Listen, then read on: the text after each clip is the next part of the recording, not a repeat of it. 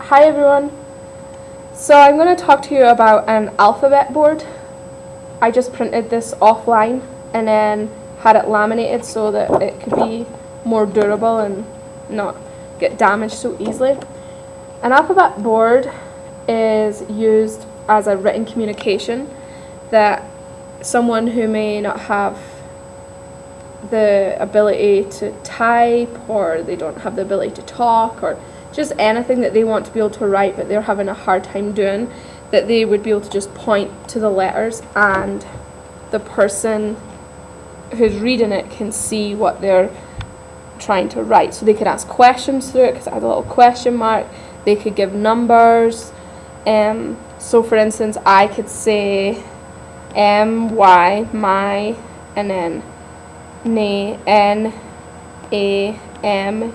my name, and then W-H-I-T-N-E-Y, my name is Whitney. And then, or I could ask them like what their name is by just doing WHATYOURNAME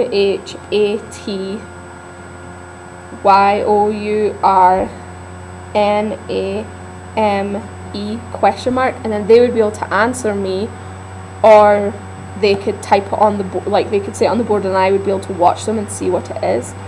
What I like about this board one is that it has a yes and a no. So even if the person can't communicate or they don't want to type yes and no out, because people have a lot of yes and no questions, they could just point to no or point to yes. They could give like telephone numbers, or they could do math on this for it, like 2, or tell you like the number that they're thinking about. The type of person that could use this would be someone who's like non-verbal, or they don't have really good motor skills.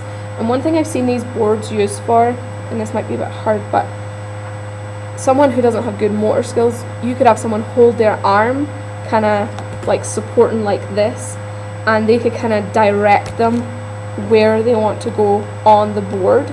So someone, for instance, that can't move their arms that much, they could still be able to use one of these if they have an assistant being able to, hold their arm up, and then they could just move to where they need to go. Other people can use it, like victims that have been in accidents. If they're in hospital, they could point to different things on the board. So yeah, this is just a simple board. Doesn't take a lot of time to make. They're easy to use and most people will be able to understand them. I would suggest this would be quite a good thing for older students that are able to read and write and understands letters a lot, that they could use this and be able to show what they're trying to say. It's also something that's not going to impact them to peers to show that they're different, because it's just a piece of paper and they could just point to it and people will be able to read and they'll be able to like communicate with people. They could write different stories, whatever they want to write. They could have a scribe next to them and they just point to the letters and the scribe can type for them. So even though it's just such a simple board, there's so much that can be used with the alphabet board.